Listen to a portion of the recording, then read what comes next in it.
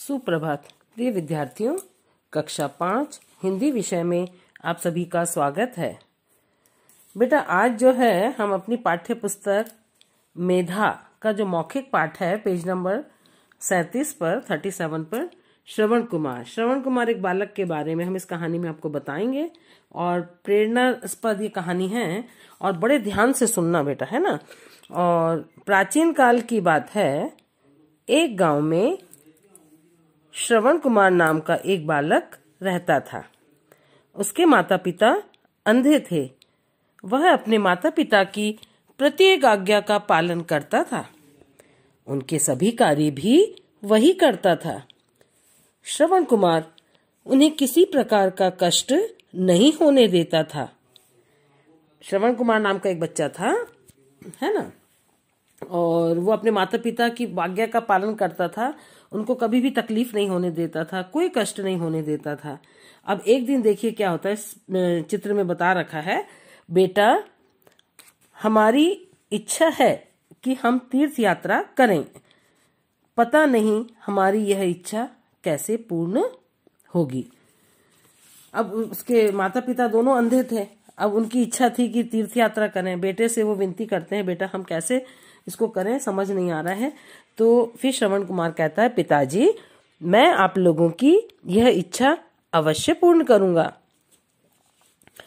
देखिए फिर क्या होता है, श्रवण कुमार ने एक बड़ा सा बहंगा बनाया। बहंगा मैंने ये देखिए, अब दिख रहा है ना चित्र में, दोनों तरफ ये तगारी लगा करके, नीचे टोकरा लगा करके, रस्सी बांध के झूले जैसा बनाया, उसको कंधे पे उसने लटकाया है।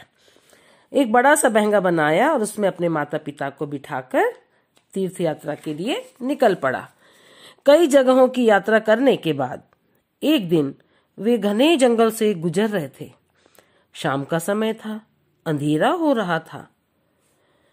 तो इतने में उसके पिताजी कहते, पुत्र हमें प्यास लगी है, हम जल पीना चाहते हैं। तो श्रवण कुमार कहता है, अच्छा पिताजी, आप लोग बैठिए, मैं अभी जल लेकर आता हूं। श्रवण कुमार ने बहंगा उतार कर रखा और पास में बहती नदी से जल लेने के लिए गया। कमंडल पानी में डुबाते ही गड़गड़ की आवाज हुई।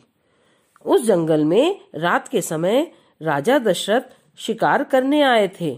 उन्होंने गड़गड़ की आवाज सुनी और जानवर की आवाज समझकर उसी दिशा में बाण चला दिया। बाण श्रवण कुमार की छाती में जा लगा। हा पिता, हा माता, मुझ निर्दोष पर किसने बाण चला दिया। करा रहा बेचारा, परेशान हो गया। कौन?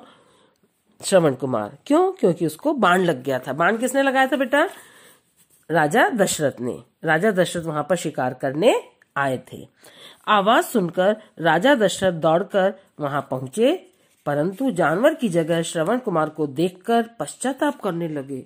दशरथ ने अपना परिचय दिया और वे श्रवण कुमार से माफी मांगने लगे।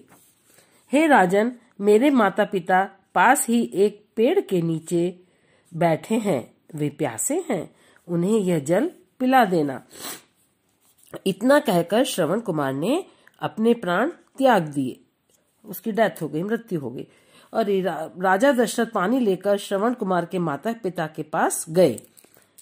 अब आवाज जब सुनी ना, पैरों की चलने की आवाज सुनी, तो वो सोचे श्रवण कुमार आ गया है। तो पिताजी बोलते हैं, आओ पुत्र, तुमने बहुत देर लगा दी, आप लोग यह जल ग्रहण कर लें। कौन बोल रहे हैं ये बात? राजा दशरथ। तो अब आगे देखते हैं कितनी दयानक स्थिति होती है। अपरिचित आवाज सुनकर श्रवण कुमार के माता पिता घबरा गए। आप कौन है? मेरा पुत्र कहाँ है? ये कौन बोल रहा है? उसके पिताजी, अंधे पिता। राजा दशरथ ने श्रवण कुमार के माता पिता को पूरी बात बताई।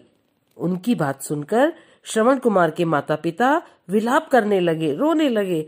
विलाप करते हुए उन्होंने अपने प्राण त्याग दिए, लेकिन उससे पहले राजा दशरथ को श्राप दे दिया। हे राजन, तुमने हमारे पुत्र को मारा है। अब आज हम लोग अपने पुत्र के वियोग में अपने प्राण त्याग रहे हैं। तुम्हें श्राप देते हैं कि तुम भी हमारी तरह ही अपने पुत्र के वियोग में प्राण त्यागोगे। श्रवण कुमार एक आज्ञाकारी और माता पिता की सेवा करने वाला बालक था।